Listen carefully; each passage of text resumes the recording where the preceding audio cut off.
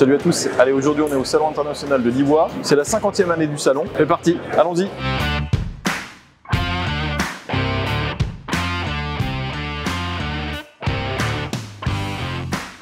Système de démontage rapide du canon.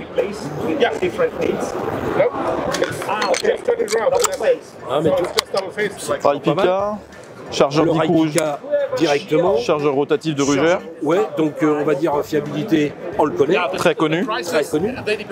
Donc, vendu avec deux adaptateurs en 22, parce que tu peux le mettre en 22 mag. 22 mag, 17 HMR peut-être. Plus tard, 17 HMR. Pour l'instant, 22 mag. Donc avec adaptateur pour le 22, le petit rail Picatinny. Système de détente Ruger 10-22 aussi. Petit avantage, 4 positions de réglage sur la crosse. Fais le beau.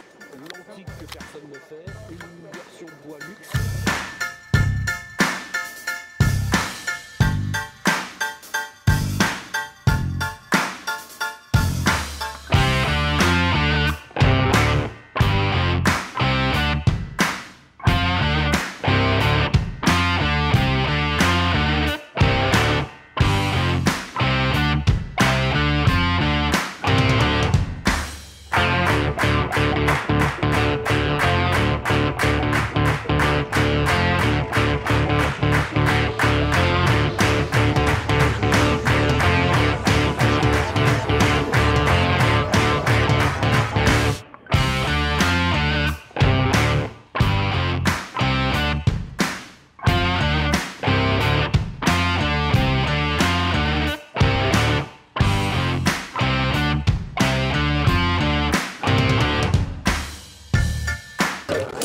PDP steel frame, couleur inox. Sympa ça. Ça change un petit peu des couleurs noires.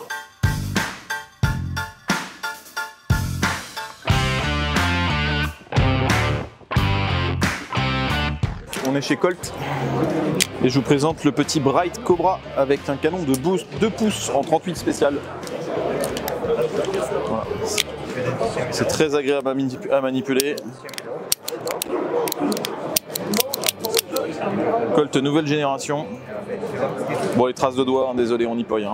Le Python en 4 pouces.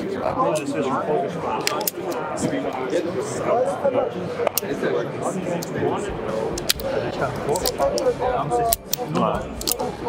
Pour une arme neuve, ouais, c'est sympa, c'est très doux. Le King Cobra en 4 pouces aussi, 4 pouces 25. Donc version lourde du Python. Avec un départ d'une douceur inouïe. Une autre queue de détente. Et un barillet plus petit, le pistolet plus compact. La célébrité, l'Anaconda. 44 mag 8 pouces. Ce monstre. Le célèbre Python en 6 pouces. Ouais, très doux, très sympa. La CZ600 MDT Deep Bronze. Donc si jamais vous avez déjà le TS2 Deep Bronze, c'est le moment de vous payer une carabine. Donc on est sur une CZ600 en 6,5 Creedmoor, 6 mm Creedmoor là sur celle-ci. Voilà, elle est dans un châssis MDT Elite Tag 20 Elite. Les crosses réglables dans tous les sens. Voilà, ça va être une nouveauté 2024. Belle pièce. À voir très bientôt sur nos stands, voir comment ça marche. Et si ça tient ses promesses à longue distance. Un petit Bren 2 très attendu en France, en 7,62-39, canon de 11 pouces. Bon, il est en cross rétractable ici. Voilà. Truc super sympa. Le départ est pas mal, hein. Les organes de visée flip-up. Et un truc très joli qu'on aime beaucoup. La version MS en 223, canon de 16 pouces et demi. Garde-main en alu long.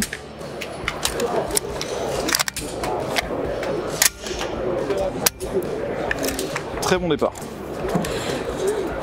Sécurité ambidextre, bouton de chargeur ambidextre. Voilà. Vraiment une belle pièce en 223.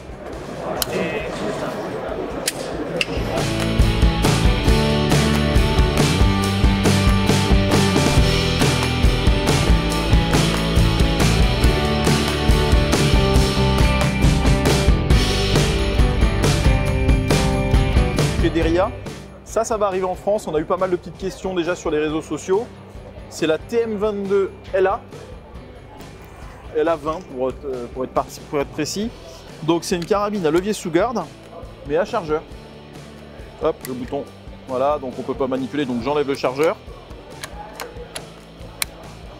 Ok, boîtier en alu, rail Picatinny, canon de 20 pouces, c'est fileté. Organe de visée mécanique avec la hausse qui est réglable. Départ correct, hein, on est sur une qualité sympa. Chargeur 10 coups. Voilà, le même que sur la TM22 classique semi-automatique. Là, on est sur une crosse bois, on l'a en lamellé collé bleu et de polymère. Pas de fixation pour quoi que ce soit en dessous, pas de rail Picatinny en dessous. Bon, la crosse plus ou moins classique, pareil. Voilà, ça va être un petit produit qui sort pas cher du tout chez nous en France. Ça va être sympa, c'est fun. Toujours chez Deria, vous savez mon horreur pour les Beretta 92, hein, c'est pas un mythe, hein, j'aime vraiment pas du tout ça. Et la particularité, c'est que ça, c'est un Deria 92. Alors ça s'appelle un Melik. Melik. Bon, clairement, c'est une copie de Beretta. Hein, on est sur du Beretta. Et bah, c'est du Beretta, mais pour c'est pas si mal. Sécurité ambidextre. Toujours ce décoqueur. Donc le décoqueur qui permet de chambrer une cartouche. Avec le chargeur, on chambre une cartouche, on rabat le chien et ça permet de rabattre le chien avec la cartouche engagée sans que ça parte pour pouvoir porter le pistolet. Même système de démontage, hein, exactement pareil, calibre 9 mm.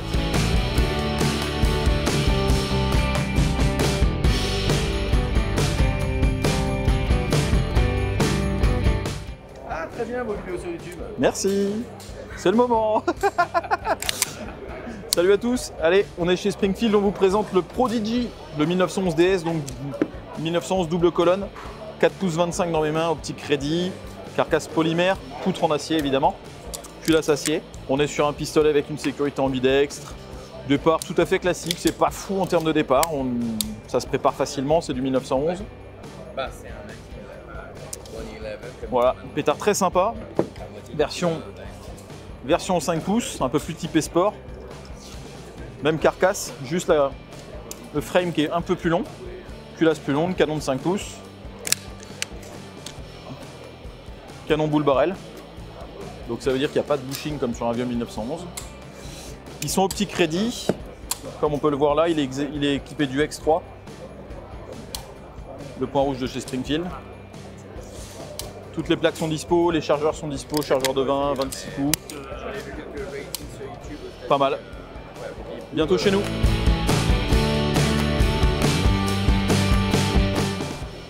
Non, je me cache.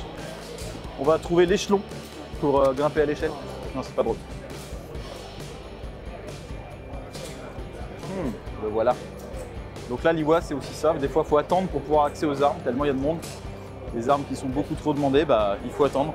Hop. Ah bah on en a un petit présentoir ici, on va peut-être en profiter. Allez, on est sur un échelon. C'est quel modèle celui-là? C'est le modèle Treated Barrel, le TB. Oh. Donc carcasse polymère, striker, bouton de chargeur ambidextre, gauche, droite sans modification. Hausse fixe, guidon fixe classique, du dérivable. Canon fileté, ça ressemble à du 1,5 par 28, classique. Départ striker, très course, point dur, ce qu'il y a de plus classique. Par contre, pour une fois, moi vu que je suis curieux,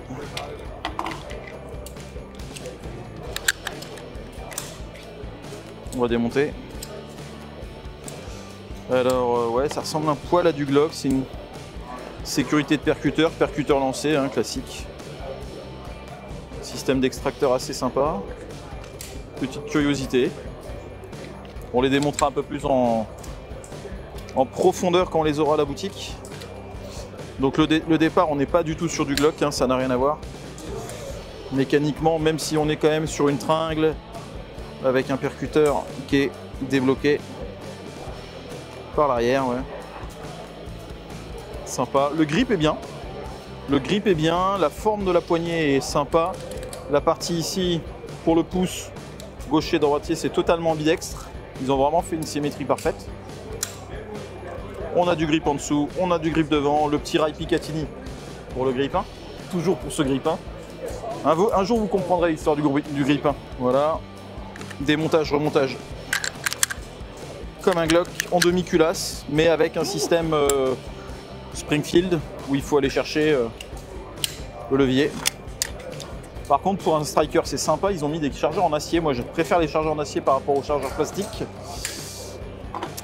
En optique Ready, là, on est sur un Trigicon RMR. Il n'y a pas de plaque, ça veut donc dire que l'embase de base, c'est du Trigicon, pas de plaque. On verra, je pense qu'ils vont mettre des plaques d'adaptation entre le Trigicon et les autres optiques. Et donc, la nouvelle gamme Springfield HS Product, bon bref, on résume, HS Product fini.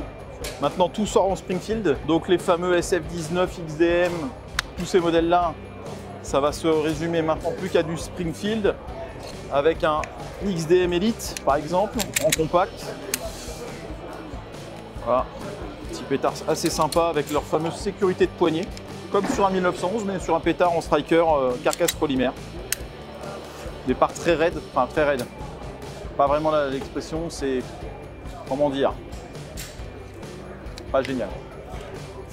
Un truc super marrant, le L4, avec un chargeur de 13 coups de base, tout petit. Les fameux pétards de slip, comme je dis si bien, équipé point rouge, shield, très bon point rouge. Voilà. Pétard de slip un peu customisé, assez sexy à l'américaine. Et là, on est sur le XDM Elite, je dirais 5.25 en compétition. Donc, grande carcasse, grande culasse, canon assez long. Hausse réglable, micrométrique. Guidon fibre. Culasse ajourée sur le dessus pour limiter le poids. Là, ils ont fait un départ qui est vraiment sympa. Là, il y a pour un striker, un départ pas mal. Bouton de chargeur des deux côtés. Pétard sympa. Fini sur le XDM Ops. Optique Ready, les organes de visée surélevés déjà d'origine. Canon fileté. Bon, très grande poignée. Hein. Moi, oui, le puits de chargeur, il serait pas là, ce serait pareil. Départ correct. Un peu moins bien que sur le compétition, mais voilà. Pour les tactical, ils vont kiffer. Et en plus, c'est FDE, bronze. Plaquette G10 avec beaucoup de grippe, sécurité ambidextre. Si je dis pas de conneries, c'est du tritium. Donc ça, normalement, on le verra pas en France. Canon classique avec un bushing de 45, tout à fait classique. Version assez sympa qu'on aime bien, ça c'est pour les Américains qui veulent porter leur 1911 à la ceinture. Le fameux bobtail, donc qui permet de pouvoir dégainer sans s'accrocher dans les vêtements. Voilà, petit, je dirais 4 pouces, ouais, 4 pouces 25, classique. Rail Picatinny, sécurité plate.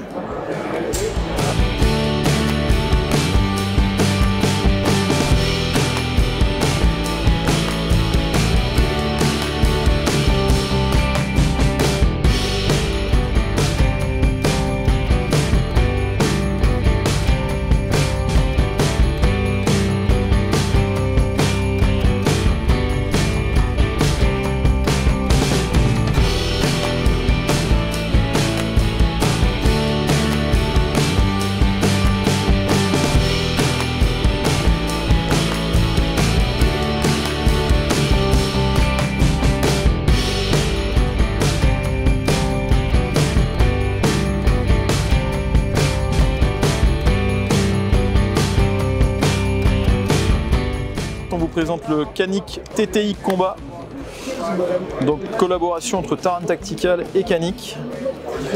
Donc dans sa boîte, comme le Rival S, avec la petite plaque commémorative. Donc on a le pistolet qui est présenté en prime abord comme ça, un chargeur avec la talonnette, une plaque pour optique, le kit, le petit pistolet Canik avec tous les accessoires dedans, les outils, dosseret de poignée. Et le pistolet. On passe tout de suite en dessous, rapide tour, kit nettoyage, kit de démontage, le holster spécifique au modèle, la chargette, une tige guide avec ressort allégé, le coin, le fameux coin de la série, Et enfin, on arrive sur le pistolet qu'on vous présente. Donc un premier chargeur sans la talonnette. Et le voilà. Donc on est sur une carcasse de SFX, détente droite 90 degrés, culasse raccourcie, on a un canon avec un compensateur intégré, avec un système de démontage assez particulier avec une petite clé par l'avant. Il est au petit crédit, uniquement pour les mécaniques 0.1 et tous les points rouges adaptables. Organe de visée surélevé. Voilà, de la fibre à l'avant. Le canon est torsadé. Et tout le reste de la peinture, on est sur un Midnight Bronze spécifique au modèle. Ils arrivent bientôt, normalement courant mai-juin, ils devraient arriver en boutique. Faut pas avoir peur de les réserver. Et on vous présente le nouveau pistolet de chez M-Arms, le Ion. Alors M-Arms nous a fabriqué des plaquettes, des grippes, pas mal de choses en aluminium, en laiton et maintenant un 1911. Et là aujourd'hui il révèle un nouveau pistolet qui est en double stack, double colonne, donc pour un standard pour l'IPSC. C'est une machine extrêmement ajustée. Il suffit de regarder plus de près. Voilà. Il est au petit crédit. Là j'ai le modèle 40 dans les mains. Le canon est totalement calé dans la culasse, zéro jeu. Pendant toute la totalité du cycle, ça veut dire que ça va être extrêmement doux à tirer. Et allez, la qualité de finition. Sécurité extra large des deux côtés. Un départ typique de 2011 avec un reset extra court, un départ léger, des commandes faciles. Ouais, une très très belle pièce. Bon, on parle pas de prix, c'est pas la peine, on est dans du très haut de gamme.